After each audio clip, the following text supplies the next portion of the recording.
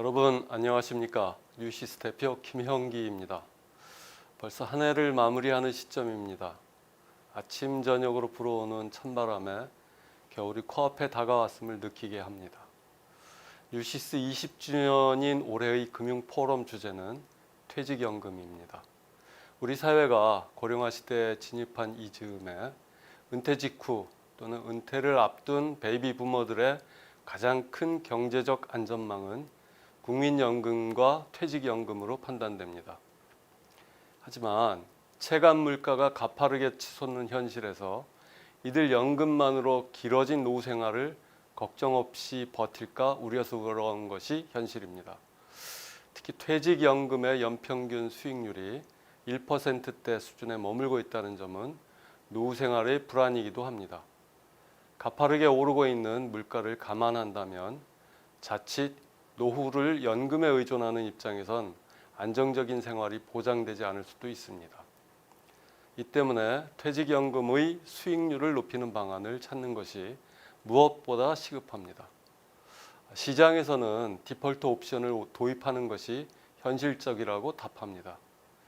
퇴직연금이 만기가 됐을 때 본인의 재확인 절차가 이루어지지 못해도 원래 계약 당시의 운용 전략을 그대로 이어가도록 허용한다면 좀 더 탄력적으로 고수익 전략을 펼칠 수 있다는 논리입니다. 한마디로 퇴직연금을 둘러싼 규제를 좀 더 풀자는 것이지요. 세부 내용에서 다소간의 이견이 있었던 것으로 알고 있습니다. 하지만 이달 중에 국회에서 일정 수준의 합의안이 논의될 예정인 만큼 좋은 결과가 있기를 기대해 봅니다. 퇴직연금은 우리의 자산입니다. 우리의 자산이 날로 커 나갈 수 있도록 국회와 정부 그리고 업계가 힘을 모아주실 것이라 믿고 있습니다. 추워지는 날씨에 건강 조심하시고 따뜻한 연말 보내시기 바랍니다. 감사합니다.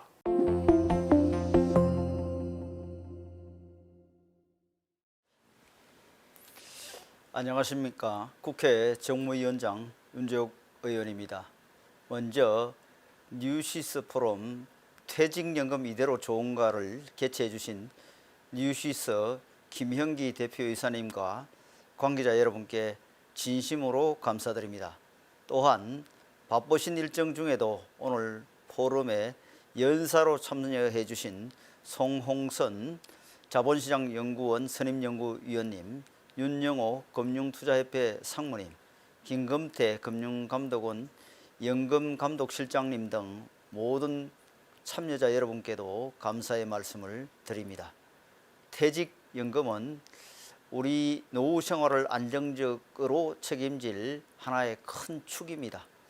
우리 사회가 100세 시대에 접어들며 연금 제도의 필요성은 커지고 있지만 오히려 낮은 세제 혜택 등이 걸림돌이라는 지적이 잇따르고 있습니다. 국내 실질 노후 소득 대체율은 15% 수준으로 경제협력개발기구 OECD 평균인 55%의 4분의 1에 불과하기 때문입니다. 또한 노인 빈곤층이 점차 두터워지고 상대적 빈곤율은 높아지고 있으나 기본적인 생활 보장을 위해 국민연금에 가입하고 표준적인 생활 보장을 위해서는 퇴직연금을, 여유 있는 생활을 영위하기 위해서는 개인연금을 활용하는 방식, 즉 3층 구조의 노후 소득 보장 장치인 연금제도의 활용도가 매우 낮다는 지적도 이어지고 있습니다. 이런 상황에서 이번에 뉴시스가 주최하는 퇴직연금 이대로 좋은가 포럼은 시의적절하게 열리는 행사라고 생각합니다. 다시 한번 뉴시스 포럼 개최를 축하드리며 오늘 이 시간이 퇴직연금 문제 해결을 위한 모두의 고견을 한 군데 모으는 의미 있는 행보가 되기를 기대합니다. 감사합니다.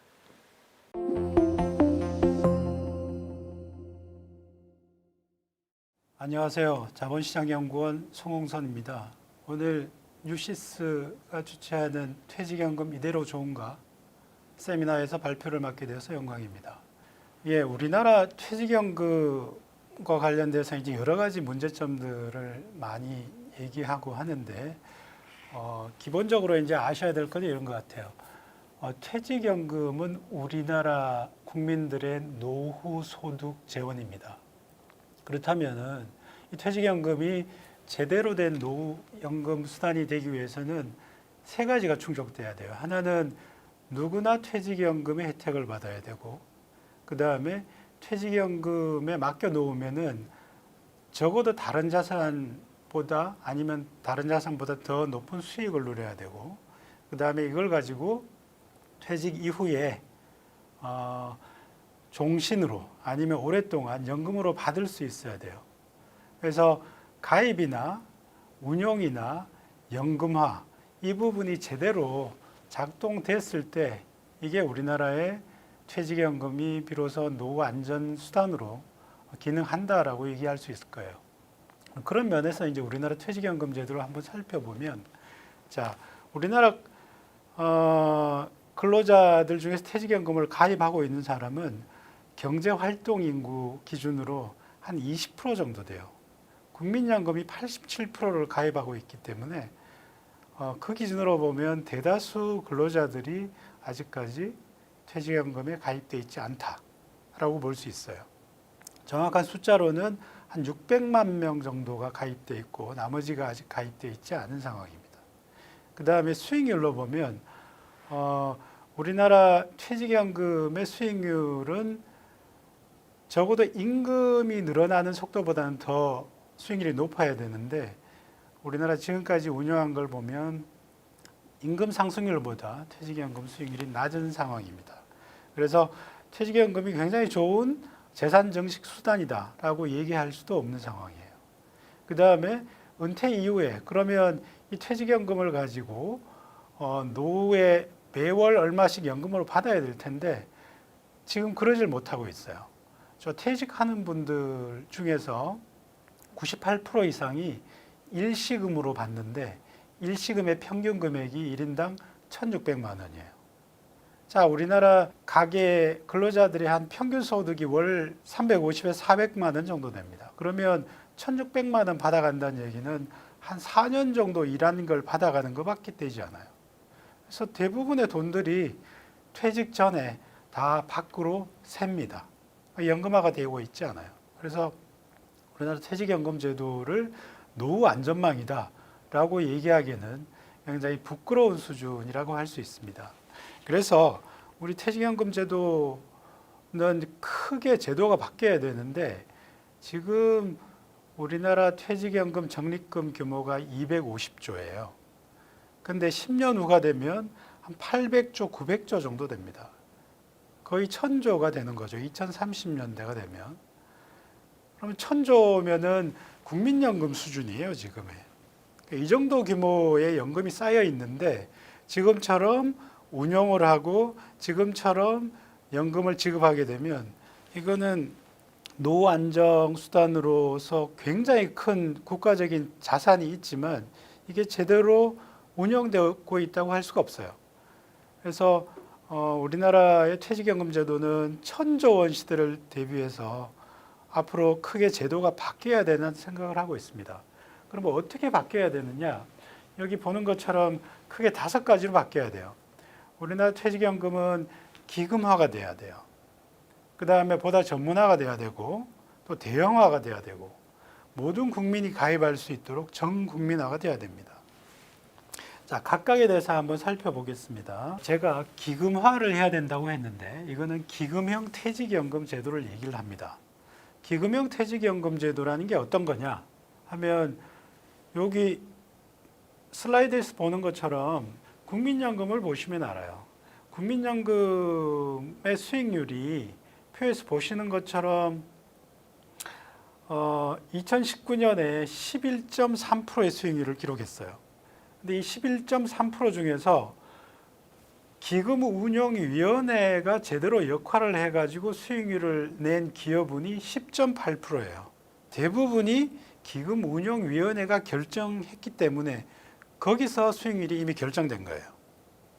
그 다음에 기금운용본부나 개별 펀드 매니저가 운용해가지고 수익률을 낸 부분은 0.5% 정도에 불과해요. 대부분은 기금운용위원회에서 결정을 해요. 이게 무슨 말이냐 하면 기금운용위원회가 결정하는 거는 자, 국민연금 기금이 지금 1,000조 가량 있는데 이걸 위험자산을 어느 정도 운용을 할 건가. 그 다음에 위험자산을 운용했으면 위험자산 중에서 국내 주식은 얼마로 할 건가, 몇 프로를 할 건가. 미국 시장에는 몇 프로를 투자할 건가, 유럽 시장에는 몇 프로를 투자할 건가, 대체 투자에는 몇 프로를 투자할 건가. 그런 큰 방향에서의 운용의 틀을 결정하는 게 기금운용위원회예요. 그런데 이 가장 큰 틀에서 결정하는 이건 자산배분이라고 하는데 전략적 자산배분. 여기서 대부분의 수익률이 결정이 돼요. 기금형 퇴직연금 제도를 하자는 얘기는 바로 국민연금의 기금운용위원회 같은 역할을 하는 지배구조를 만들어주자는 얘기입니다. 그런데 지금 퇴직연금은 이런 기금운용위원회가 없어요. 그러다 보니까 밑에서 개별 운용자들, 퇴직연금에서 개별 운용자라 그러면 근로자 자신, 그리고 DB형 같은 경우에는 회사의 재무팀입니다. 이분들은 그렇게 전문성이 있는 분들이 아니에요. 그러다 보니까 위험자산을 얼마나 운영을 해야 되고 한국 시장에 얼마를 투자하고 미국 시장에 얼마를 투자하고 여기에 대해서 전문성이 없어요. 그러다 보니까 여기에 대한 결정을 잘 하지를 못해요. 그런 결정을 잘 하지 못하면 어떻게 되냐면 대부분 잘 모르겠으니까 일단 예금으로 넣어두자라고 하면서 전부 다 원리금 보장을 상품을 선택하게 되는 거예요. 퇴직연금 제도의 가장 근본적인 문제가 바로 여기에 있고요. 그래서 이걸 바꾸자는 게 바로 기금형 퇴직연금 제도입니다. 그렇게 되면 앞으로는 퇴직연금 제도와 관련된 대부분의 결정이 기금운용위원회 같은 데서 큰 틀에서 이제 자산 배분이 결정이 되고 그 다음에 근로자가 일부를 선택한다든지 아니면 회사의 사용자가 일부를 결정한다든지 아니면 그것조차 전문 투자 회사에 일임을 한다든지 이런 형태가 되는 거죠. 그래서 국민연금 정도의 어떤 수익률 아니면 우리 사학연금이나 이 정도의 수익률을 창출할 수 있게 된다는 얘기죠. 그 다음에 또 하나는 전문화입니다. 자, 기금형 제도라는 게 사실 전문화이긴 한데 우리 대부분의 어떤 근로자들이 운용 지시를 잘 못해요. 왜냐하면 근로자들은 전문성이 없기 때문에. 자, 우리 퇴직연금의 한 40% 정도가 개인이 직접, 근로자가 직접 의사결정을, 투자결정을 해야 되는 그런 제도입니다. 그래서 이런 DC형 퇴직연금 같은 경우에는 기금형 제도뿐만 아니라 디폴트 옵션이라는 게 필요해요. 왜냐하면 DC형 제도 같은 경우에는 근로자가 상품을 결정을 해야 되기 때문에 기금형 제도를 도입하더라도 기금운용위원회에서 대신 결정해 주지 못해요. 이게 DC형 퇴직연금의 어떻게 보면 약점이고 운용에 있어서는 기금형 제도를 하더라도 다른 부분, 디폴트 옵션이 보완돼야 될 중요한 이유입니다. 그래서 디폴트 옵션을 DC형 퇴직연금 같은 경우에는 도입을 하게 되면 근로자 같은 경우에는 이제 앞으로 운영 결정을 이렇게 할 거예요. 내가 직접 자신이 있고 전문성이 있어가지고 내가 미국 시장에 얼마를 투자하고 미국 시장 중에서는 나는 예를 들어서 어떤 펀드를 선택하고 이런 부분들을 직접 결정을 하든가 아니면 내가 결정하기 어려우니 디폴트 옵션이라는 제도가 알아서 운용을 하도록 그냥 일임을 하는 거예요. 내가 직접 투자를 하거나 선택적으로 일임을 하도록 하는 옵션을 두는 게 바로 디폴트 옵션 제도입니다. 여기서 일임이라는 건 내가 운용하지 않고 전문가에게 맡긴다는 의미입니다. 그래서 DC형 퇴직연금 제도는 기금형 제도를 하고 그 다음에 근로자가 내가 직접 운용할 수 있는 선택권과 그 다음에 내가 운용을 하지 않았을 때 전문가가 직접 운용하도록 하는 디폴트 옵션 두 개의 제도를 만들어주는 게 이 DC형 퇴직연금 제도의 수익률 제고를 위해서는 중요한 어떤 제도의 어떤 개선 방향이다라는 말씀을 드리겠습니다. 그 다음에 우리 퇴직연금 제도가 발전하기 위해서는 대형화가 필요해요. 300인 이상 사업자가 이제 대기업이라고 할 수 있는데 우리 근로자가 300인 이상이라고 하더라도 기금의 규모가 그렇게 크지는 않습니다. 국민연금이나 아니면 사학연금이나 이런 대형 기금처럼 규모가 커야만 자산 배분을 미국에도 하고 유럽에도 하고 한국에도 하고 대체 투자도 하고 하면서 분산 투자가 아무런 제약 없이 가능해요. 자산 배분이 제약 없이 가능할 때 분산 투자가 가장 잘 이루어지고 우리가 소위 얘기하는 효율적인 투자선, 변경 위에서 자유롭게 자산 배분이 될 수 있습니다. 그렇게 되기 위해서는 대형화가 필요한데 퇴직연금에서 대형화라는 얘기는 여러 사업자들이 A 회사, B 회사, C 회사가 만드는 퇴직연금을 하나로 묶어가지고 퇴직연금을 운영하고 투자도 하고 하는 그런 스킴이에요. 그런 제도로 만들어줘야 된다는 겁니다. 해외에서도 대형 퇴직연금 같은 경우는 대부분 여러의 복수의 사용자들이 기금을 묶어서 운영하는 그런 복수 사용자 모델을 도입하고 있습니다. 우리나라도 퇴직연금이 대형화되기 위해서는 여러 사업자들이 하나로 이렇게 기금을 하나로 만들어서 운영하는 그런 제도가 만들어질 필요가 있겠습니다.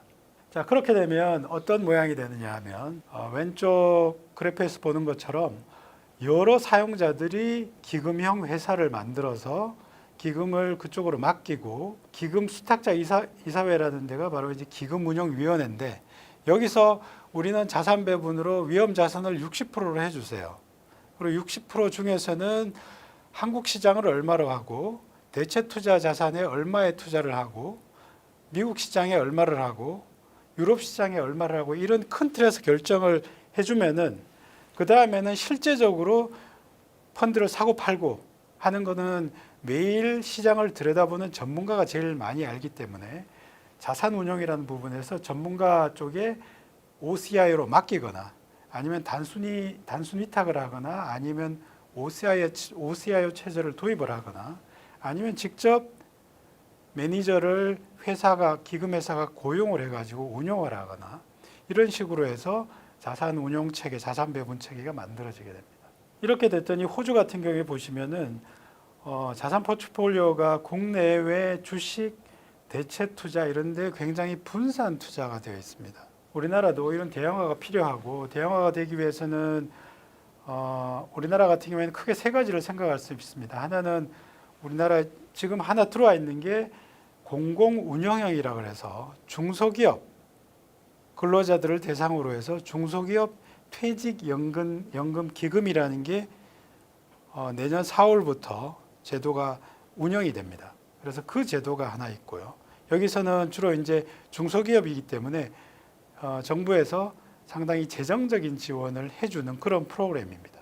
이게 하나 이제 크게 운영이 될 거고, 그 다음에 하나는 연합형 기금이라고 해서 일본 같은 경우에는 토요타나 이런 회사 같은 경우에는 거기가 일종의 그룹이잖아요. 우리나라 같으면 그 대기업, 기업 집단 이런 데기 때문에 거기서 이제 기업 집단 내에 계열사들을 모아가지고 기금을 만드는 거죠. 그런 형식으로 해서 대형 기금을 만드는 그런 방식이겠고, 또 하나는 전문직 같은 경우에는 중소기업이잖아요. 대부분 이런 회사 같은 경우에는 금융회사나 이런 데서 전문적으로 이런 기금 회사를 만들어 가지고 그분들의 자금을 받아 가지고 운영을 할 수 있습니다.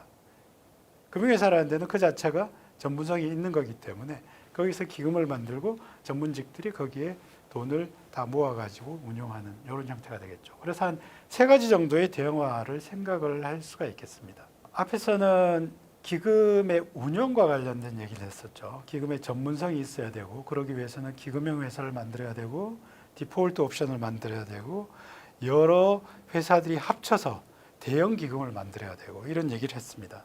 또 하나는 이런 기금을 아무리 잘 만들어도 가입자가 지금처럼 경제활동 인구의 한 20% 정도만 된다면 20%만 혜택을 보는 거죠. 그거는 국민 전체의, 경제 전체의 노후 안정 수단이라고 볼 수 없습니다. 이게 노후 안정 수단이 되기 위해서는 전 국민이 가입을 해야 되는데, 아까 이제 경할 인구로는 한 20% 정도가 가입을 해 있는데, 실제 세부적인 구조로 보면 한 100인 미만의 영세 사업장들 같은 경우에는 대부분이 아직 가입이 돼 있지 않아요. 미가입자의 한 70% 정도가 대부분 100인 미만의 중소사업장들이에요. 그리고 또 하나는 우리나라 이제 플랫폼 노동자다 이렇게 하면서 고용 형태가 굉장히 많이 바뀌면서 비정규직들이 굉장히 많습니다. 이분들 같은 경우에는 지금 퇴직연금에 가입하기가 힘들어요. 가입 조건이 뭐냐면 1년 이상 일을 해야 되고 한 회사에서 그 다음에 주당 15시간 이상을 일을 해야 돼요. 그렇기 때문에 파트타임이나 일용직이나 이런 분들은 퇴직연금에 가입돼 있지가 않습니다. 그런데 이런 분들이 앞으로 점점 노동시장이 점점 디지털화되고 플랫폼화되고 있기 때문에 이런 분들의 시장 규모가 굉장히 커지기 때문에 이런 분들을 퇴직연금 제도로 포섭을 해야 돼요. 다른 나라 같은 경우에는 상당 부분 이렇게 포섭을 하고 있거든요. 비정규직들을.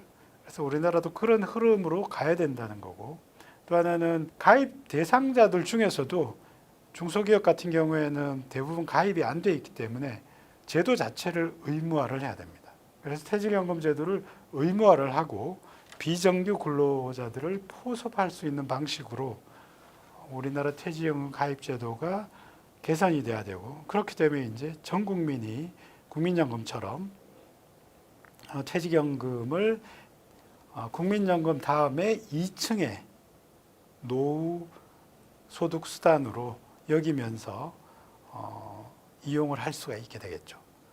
그렇게 될 때 우리나라 퇴직연금 제도는 이대로 좋은가가 아니라 우리나라 국민들의 삶을, 노후를 책임지는 그런 노후 안정 수단이 될 것으로 생각합니다. 감사합니다.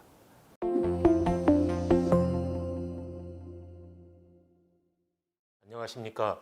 저는 한국금융투자협회 정책지원본부장 윤영호입니다. 코로나 때문에 온라인상으로 이렇게 뵙지만 나중에는 오프라인으로도 같이 뵐 수 있는 기회가 있었으면 좋겠습니다. 이런 자리를 마련해 주신 뉴시스 김현기 대표님과 관계자님께 여러 감사 말씀드립니다. 우선 현행 퇴직연금 제도 현황과 문제점에 대해 잘 설명해 주신 자본시장연구원 송홍순 박사께 감사드립니다. 저는 현행 퇴직연금 제도의 문제를 개선하기 위해서 정부와 정치권이 그동안 어떤 노력을 해왔는지, 그리고 현재 논의의 쟁점은 무엇인지 등을 중심으로 간략히 설명드리도록 하겠습니다.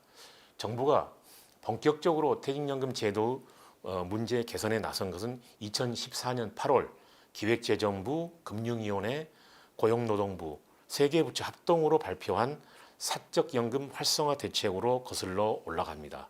당시 대책에는 2015년 7월까지 중소기업 퇴직연금 기금을 도입하고 다음해 7월까지 기금형 퇴직연금을 도입한다는 내용이 포함되어 있습니다.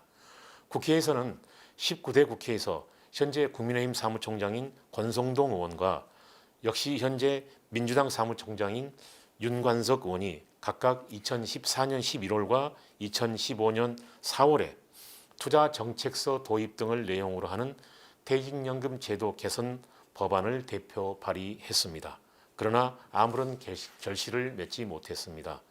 20대 국회에 들어 한정혜 의원과 이미자 의원, 김동철 의원, 김태년 의원 등이 퇴직연금 제도 개선을 내용으로 하는 법안을 대표 발의했습니다. 정부도 2018년 4월에 기금형 퇴직연금 및 투자정책서 도입을 골자로 하는 퇴직연금 제도 개선 법안을 국회에 제출했습니다.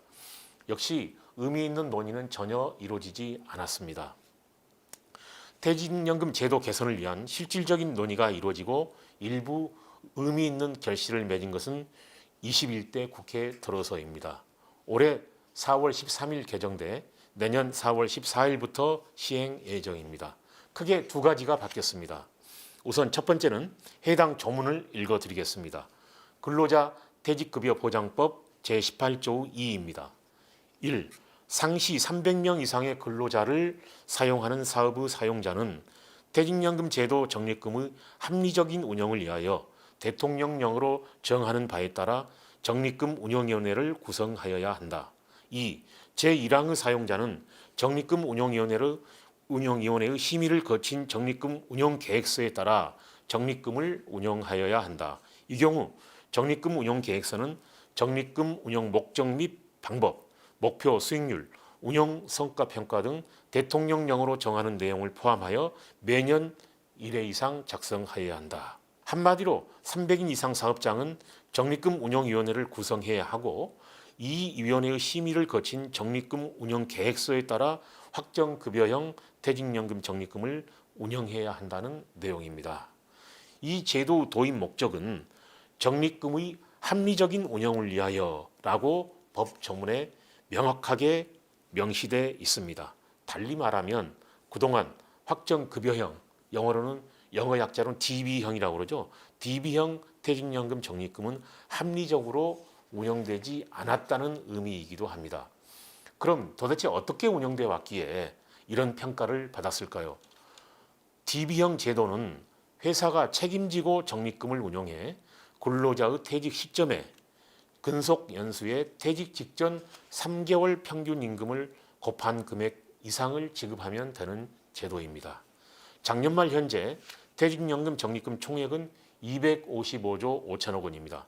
이 가운데 DB형 적립금은 153조 9천억 원으로 전체 적립금의 60.2%를 차지하고 있습니다. DB형 적립금이 절대적인 비중을 차지하고 있습니다만은 문제는 이게 원리금 보장 상품 위주로 운영되고 있다는 사실입니다. 그 비중이 무려 95.5%나 됩니다. 확정 기여형, 영어 약자로는 DC형이라고 그러죠. DC형의 88%나 개인형 IRP의 73.3%에 비해서도 과도하게 높은 수치입니다. 당연히 DB형 제도의 수익률은 낮을 수밖에 없습니다. 지난해 퇴직연금 전체의 연간 수익률은 2.58%로 전년 대비 약 0.3%포인트 증가했습니다. 그러나 DB형 적립금의 수익률은 1.91%에 불과해 DC형의 3.47%, 개인형 IRP의 3.84%에 비해 턱없이 낮은 실정입니다. 물론 어쩌다 보니 작년 한 해에 주식시장이 좋았기 때문에 실적 배당 상품 비중이 높은 DC형이나 개인형 IRP 수익률이 높았다고 주장할 수도 있겠지요. 그러나 10년간의 연환상 수익률을 보더라도 2.48%인 DB형은 2.76%인 DC형이나 2.55%의 개인형 IRP에 비해 낮습니다. DB형 수익률이 낮으면 어떻게 되느냐?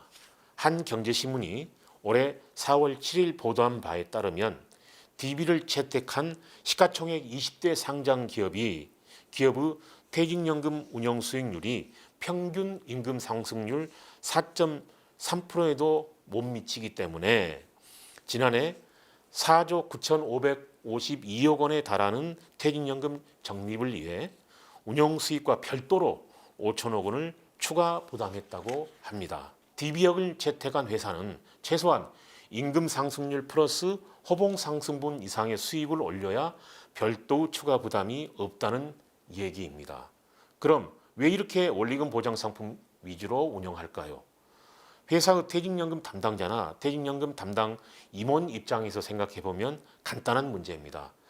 실적 배당 상품으로 운영했다가 단기적으로 손실이 나면 이분들이 책임질 수밖에 없고 결국은 집에 가야 되는 상황이 생기는데 실적 배당 상품에 투자할 수는 없겠지요. 물론 실적 배당 상품은 단기적으로 손실이 난다 하더라도 그게 실제로 이루어진 손실이 아니라 평가손일 뿐이고 금방 회복된다는 게 역사적인 경험이고 글로벌 시장에 장기적으로 분산 투자하면 주식시장의 변동성과 상관없이 좋은 실적을 낼 수 있는 상품이 얼마든지 있음에도 이런 구조 때문에 원리금 보장 상품을 선호하는 거죠. 결국 이런 구조를 바꾸기 위해 도입한 게 바로 적립금 운영위원회입니다. 이 위원회의 결정에 따라 적립금을 운용하게 되면 최소한 퇴직연금 담당 임원의 손실 책임 문제는 피할 수 있을 것입니다. 또 전문가들이 이 위원회에 들어가서 합리적이고 효율적으로 적립금을 운영할 수 있는 방법을 제시할 수 있을 것으로 기대됩니다. 두 번째로 바뀐 점은 중소기업 퇴직연금 기금의 신설입니다. 30명 이하 사업장은 근로복지공단이 한꺼번에 기금을 조성해 운영한 다음 근로자에게 퇴직급여를 지급하게 되는데 이거를 중소기업 퇴직연금 기금이라고 합니다. 사실 잘 아시는 대로 30인 이하 사업장은 퇴직연금 담당 직원도 따로 두기 어려울 정도로 영세한 경우가 많기 때문에 근로복지공단이 퇴직연금 제도를 대신해서 운영해 준다. 이런 제도라고 생각하면 될 것입니다. 중퇴기금 신설과 관련해 한 가지 아쉬운 점은 퇴직연금 의무화가 여전히 이루어지지 않았다는 점입니다. 잘 아시다시피 퇴직연금은 회사의 갑작스러운 도산 등으로 퇴직금을 받을 수 없는 사태를 막고자 회사 밖 금융기관에 퇴직금을 적립하도록 하는 제도입니다. 퇴직연금 제도의 이런 취지를 생각하면 영세 중소기업부터 먼저 도입해야 되는 게 당연해야 되겠죠. 영세 중소기업이 도산할 확률이 더 높기 때문입니다. 잘 아시는 대로 대기업은 도산 확률이 최소한 중소기업보다는 낮죠. 그럼에도 중퇴기금 제도만 신설됐고 퇴직연금 의무화가 되지 않는 것은 안타까운 일입니다.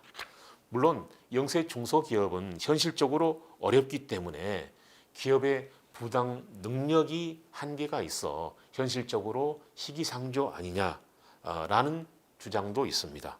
충분히 이해합니다. 그러나 내일 바로 당장 의무화하자는 것도 아니고 기업 규모에 따라 단계적으로 의무화하도록 하면 문제는 해결될 수 있다고 봅니다. 가령 300인 이상 사업장은 3년 내에 의무화하도록 하고 50인 미만은 6년 후 또는 10년 후에 의무화한다든지 하는 식으로 하면 얼마든지 해결될 수 있지 않을까요? 이렇게 되면 정책의 예측 가능성도 높아지고 준비 기간도 충분히 주어지리라고 봅니다. 현재 퇴직연금 제도 개선과 관련해서 아직 개선이 확정되지 않아서 국회에서 논의 중인 제도가 있습니다. 바로 사전지정운용제도입니다.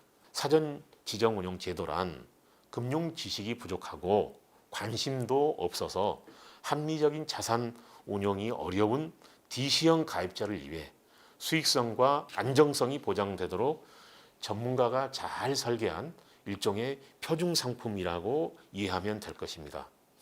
현재 여당에서는 안호영, 김병욱 의원이, 야당에서는 윤창현 의원이 사전지정운용제도 도입과 관련한 법안을 대표 발의해 주셨습니다. 차이점은 사전지정운용 방법의 유형으로 앞후 두 의원은 원리금 보장 상품을 포함하지 않고 있는 반면 윤창현 의원은 이를 포함하고 있다는 점입니다. 세 법안은 모두 퇴직연금 사업자, 금융기관이죠. 은행, 보험, 증권회사 등이 되겠습니다. 이 퇴직연금 사업자가 고용노동부로부터 승인받은 사전지정운용 상품을 개별 회사에 제시하고 회사는 이 가운데 몇몇 상품을 선정해 근로자들에게 제시하면 근로자들이 이 중에서 사전에 자신의 사전지정운용 상품을 선택하도록 되어 있습니다. 결국 사전지정운용 상품은 각 퇴직연금 사업자의 대표 상품이 되는 셈입니다. 수익률이 낮거나 서비스가 좋지 않으면 가입자들이 언제든지 사전지정운용 상품을 갈아탈 수 있는 상황이기 때문에 퇴직연금 사업자들이 어떻게 대처할지는 불을 보듯 뻔하겠지요. 자사의 사전지정운용 상품을 처음 만들 때부터 수익성과 안정성을 충분히 고려할 것이고 수익률 향상을 위한 노력을 계속할 것입니다. 이게 바로 가입자가 진정한 주인이 되는 구조입니다. 지금까지는 가입자보다는 퇴직연금 사업자가 주인이 되는 제도였습니다. 생각해 보십시오. 지금까지 가만히 앉아만 있어도 수수료 수입을 거둬왔던 퇴직연금 사업자들은 어떻겠습니까? 당연히 싫겠죠. 저는 사전지정운용제도 도입에 반대하는 일부 퇴직연금 사업자들의 속내를 잘 모르겠습니다. 참고로 저희 금융투자업고는 사전지정운용제도 도입에 적극 찬성하고 있다는 점을 밝혀두고 싶습니다. 앞에서도 말씀드렸지만 지난해 말 기준 퇴직연금 적립금은 255조 5천억이고 총 비용 부담률은 0.42%입니다. 물론 0.42%가 모두 은행, 보험, 증권회사 등 사업자에게 돌아가는 것은 아니지만 거의 대부분이 이들이 수입이 된다고 해도 과언이 아닙니다. 대략 계산해도 1조 원 가까이 됩니다. 문제는 적립금이 매년 15% 안팎으로 늘어난다는 점입니다. 늦어도 2050년경에는 퇴직연금 적립금 규모가 1,000조 원을 넘어서서 국민연금 기금 규모를 추월할 것으로 예상됩니다. 퇴직연금 사업자들은 가만히 앉아서 매년 적립금이 늘어나는 만큼의 수수료 수입 증가를 누릴 수 있다는 이야기입니다. 이런 상황인데 퇴직연금 사업자들이 가입자들을 위해 서비스 경쟁을 하거나 수익률을 높이려는 경쟁을 할 필요가 있을까요? 저는 아니라고 봅니다. 현재의 퇴직연금 제도가 은행, 보험 등 일부 퇴직연금 사업자들의 배만 불리는 제도로 변질됐다는 비판이 나오는지 이해하셨을 것으로 믿습니다. 지금이야말로 퇴직연금 가입자가 주인이 될 수 있도록 퇴직연금을 하루빨리 개혁해야 할 때입니다. 물론 일부 업권에서는 우리나라 퇴직연금은 퇴직금에서 시작해 후불 임금 성격이 강한 특성도 고려해야 한다고 반대합니다. 근속기간이 짧고 중도 인출이 많은 우리나라 근로자의 특성을 고려할 때 사전지정 운용 상품으로 투자했다가 손실이 나면 누가 책임지느냐라고 주장합니다. 우선 사전지정 운용 상품이 연금 상품입니다. 그렇기 때문에 장기 분산 투자를 당연히 해야 되죠. 장기 분산 투자를 하면 수익성과 안정성은 보장이 되고 손실 가능성은 거의 없다고 해도 과언이 아닐 것입니다. 또 정말 중요한 점은 확정 기여형, DC형 가입자 모두가 사전지정 운용 상품을 선택하고 그곳으로 운용하는 게 아니라는 점입니다. 정말 조금의 손실 가능성도 싫어라고 생각하는 정말 보수적인 가입자도 얼마든지 있을 수 있습니다. 이런 분들은 어떻게 하느냐? 이런 분들은 사전지정 운영 상품으로 넘어가기 전에 원리금 보장 상품을 선택하실 수가 있고 하면 됩니다. 다만 이 경우 원리금 보장 상품의 수익률은 과연 인플레이션을 해치할 수 있느냐 하는 것은 여전히 의문으로 남겠죠.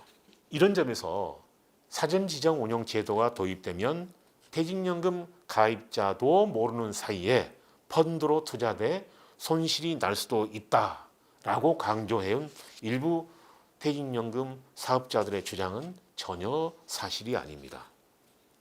솔직히 손실 가능성을 언급하면서 사전지정 운용 상품 도입을 반대하는 곳은 은행 보험업권입니다.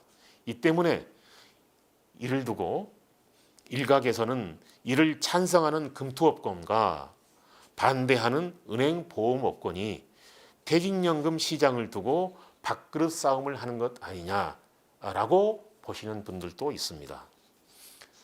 솔직히 안타깝기도 하고 한편으로는 억울하기도 합니다.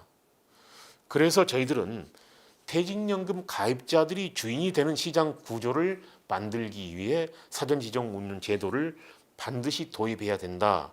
이렇게 주장해 왔기 때문에 그런 충정에서 지난 7월 16일 나재철 금투협회장이 기자간담회를 통해서 은행 보험업권이 원하는 것을 들어주겠다.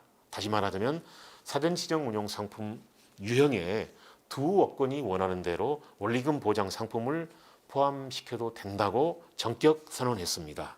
그야말로 두 업권이 원하는 대로 됐기 때문에 사전지정 운용 상품이 하루빨리 도입돼 퇴직연금 가입자들이 주인 노릇을 할 수 있는 그때가 오기를 간절히 기대합니다. 가입자들의 대표 조직 중에 하나가 한국노동조합 총연맹이라고 할 수 있습니다. 한국노총도 가입자들의 선택폭을 넓혀준다는 의미에서 사전지정 운용 제도 도입을 적극 찬성하고 있습니다. 생각해 보십시오.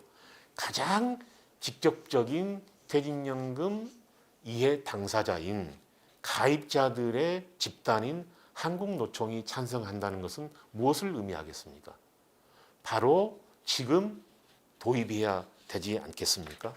아무쪼록 다른 업권들이 저희들의 이런 충정을 이해해서 사전 지정 운용 도입에 찬성해 주시길 바라며 하루빨리 사전 지정 운용 제도가 도입되기를 기대합니다. 감사합니다.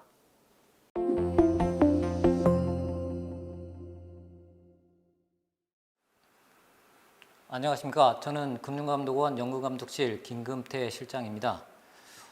오늘 뉴시스에서 퇴직연금 이대로 좋은가 온라인 포럼을 통해서 업계 관계자들과 여러 가지 소통을 가지게 된 것에 대해서 대단히 기쁘게 생각합니다. 특히 뉴시스 김영기 대표님께서 그리고 많은 관계자분께서 수고해 주셨던 부분에 대해서 감사의 말씀을 드립니다. 오늘은 저희 금융감독원에서 말씀드릴 내용은 퇴직연금 시장의 현황과 그리고 퇴직연금과 관련된 금융감독 체계, 그리고 올해 저희 금융감독원에서 주로 추진했던 업무들과 그 밖에 업계 여러분께 당부드린 말씀에 대해서 진행하도록 하겠습니다. 첫 번째, 퇴직연금 시장 현황에 대해서 먼저 파악하고 있는 내용을 말씀드리고자 합니다. 이 내용들은 이미 자본시장연구원이라든가 금융투자협회에서 많은 말씀이 있었겠지만 저희 쪽에서 파악하고 있는 내용을 말씀드려서 업계 여러분들과 같이 공유하고자 합니다. 저희가 파악하기로는 21년 9월 말 현재 적립금은 266조 원으로 20년 말 255조 원에 대비 10조 5천억 정도 약 4.1%가 증가하고 있는 것으로 나타났습니다. 매년 약 35조 원 정도 증가하는 것으로 보았을 때 앞으로도 한 20조 원 정도 퇴직연금의 적립금이 증가할 것으로 예상됩니다. 세부 내역으로 보면 DB는 151조 원, DC는 72조 원, IRP는 43조 원으로 나타났습니다. 1분기에서 4분기까지 DB는 감소 추세에 있고요.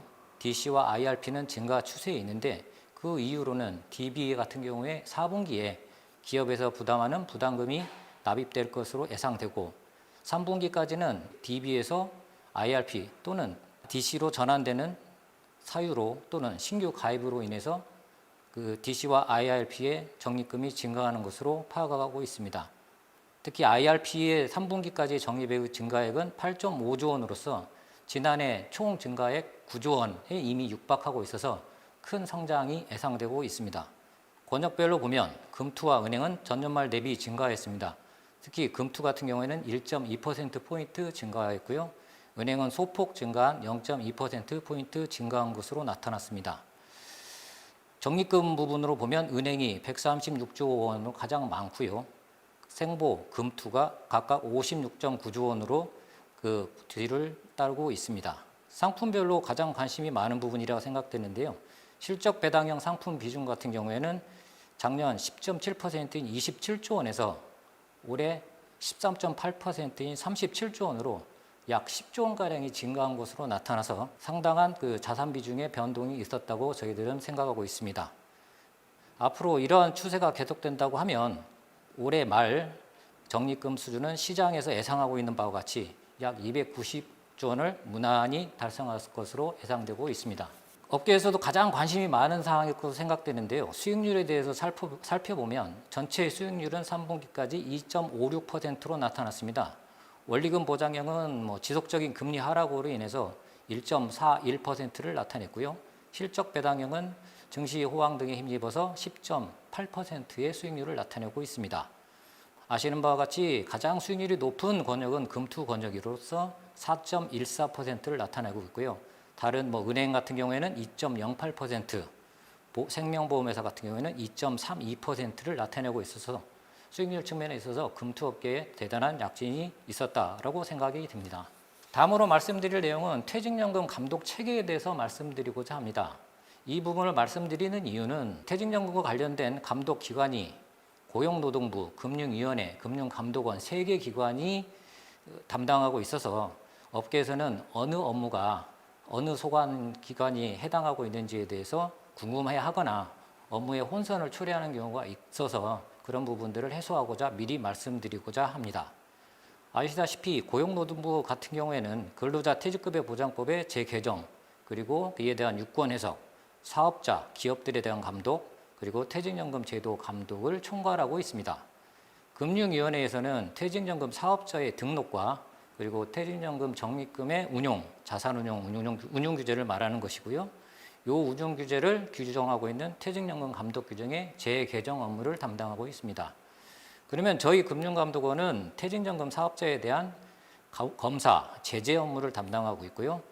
퇴직연금 약관의 심사, 그리고 퇴직연금과 관련된 각종 수익률 등의 공시, 그리고 정보를 제공하는 통합연금 포털을 운영하고 있습니다. 이런 말씀을 드리는 까닭은 그 업계에서 저희 금융감독원의 의견을 제시해 주시거나 또는 금융위원회 의견을 제시를 해 주실 때 바로 그 해당 기관에 적시에 소관 업무에 대해서 해 주셔야 적당한 답변을 들으실 수 있으리라 생각이 그래서 그렇습니다. 특히 이번에 저희 쪽은 금융감독원은 주로 가입자 관련 불합리한 금융관행 개선이라든가 약관과 관련된 사항, 그리고 검사에 관련된 사항을 담당하기 때문에 요거에 대한 질문이나 의문이 있으신 경우는 저희 기관에 적극적으로 의견을 제시해 주시면 좋겠고요.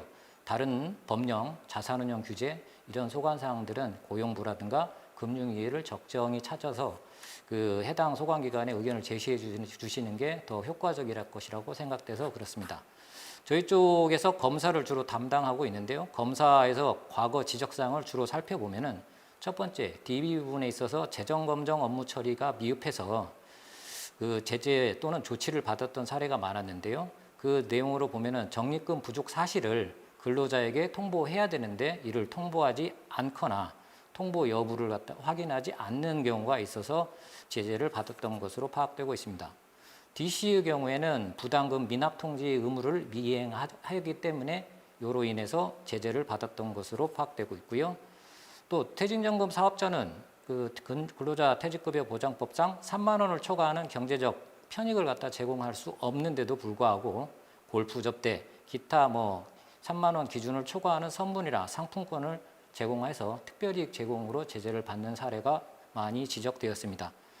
마지막으로 그 가입자 교육 관련 사항으로 퇴직연금 사업자는 IRP 가입자 등에 대해서 매년 1회 이상 교육을 실시해야 되는데 이를 누락해서 지적받은 사례가 있었습니다. 다음으로 저희 원에서 추진했던 감독 관련 불합리한 관행 개선 사항을 말씀드리고자 합니다. 그리고 계약 이전 간소화 사항에 대해서도 말씀드리고자 합니다. 먼저 불합리한 관행 개선입니다. 민원 및 제도 개선 건의 사항 등을 분석해서 불합리한 관행 및 약관을 개선 사항을 발굴하고 금융협회, 금투협회도 포함하여 공동으로 개선을 추진하여 왔습니다. 올해 주요 추진했던 내용으로 볼 것 같으면 IRP 핵심 설명서 제도를 도입했습니다. IRP 계약이 금융 세제 혜택 상품으로서 그 부분을 부각하여 가입자에게 판매하고 있는데 설명할 당시에 해지 시 불이익이라든가 수수료에 대해서 설명하지 않음에 따라서 가입자의 민원이 저희 원에 많이 접수되었습니다. 그래서 저희 원에서는 협회와 같이 공동으로 핵심 설명서를 작성하였고요. 핵심 설명서에는 수수료, 중도 해지 시 세제, 연금 수령 조건, 연금 납입 한도 등을 기재하여 가입자가 충분히 정보를 제공받을 수 있도록 추진하였습니다. 두 번째로는 연금 납입 한도를 설정하는 절차를 개선하였습니다. 아시는 바와 같이 IRP, 연금저축을 합쳐서 총 납입 한도는 1,800만 원까지인데 일부 금융회사 같은 경우에 임의로 높은 금액으로 설정을 해서 나중에 그 한도를 변경하거나 이럴 때 영업정을 방문해서만 해야 된다는 그런 민원이 많이 발생했고요. 저희 측에서는 납입 한도를 직접적으로 가입자가 기재하거나 또는 비대면, MTS, 인터넷이라든가 이런 걸 통해서 한도를 손쉽게 변경할 수 있도록 그런 제도를 개선하였습니다. 다음으로 관행을 개선했던 내용들은 약관과 관련된 사항인데요. 약관에 운용관리 수수료를 미납할 경우에 운용관리 기관인 퇴직연금 사업자가 운용관리 서비스를 중단하신 것을 명시하고 있었던 것으로 저희가 파악을 했습니다.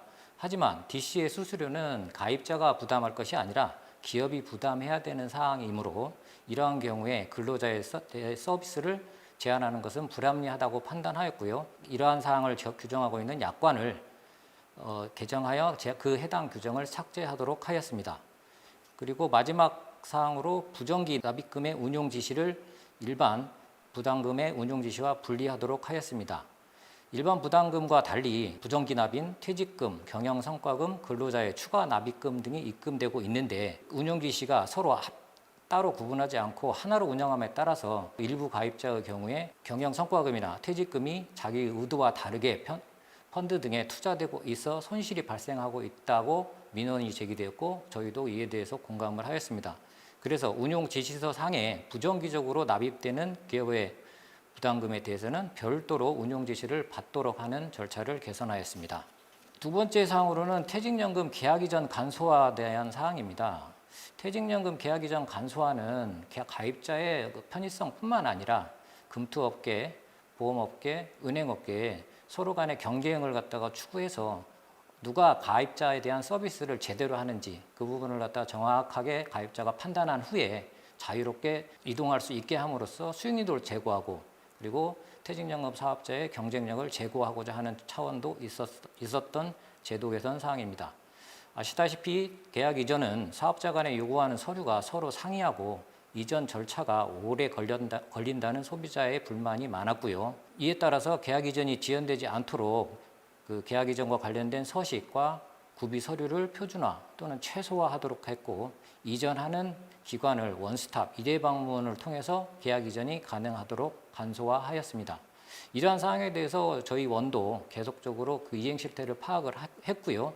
그 이행 실태 파악 결과 IT 표준 전문을 개발해서 증권 애탁원을 통해서 만약 이전한다고 하면 이러한 계약 이전 절차가 더욱 간소화될 것으로 판단하여 올해 TF를 구성해서 운영한 결과 지금 IT 절차를 통해서 보다 손쉽게 계약 이전이 이루어지는 것으로 알고 있습니다.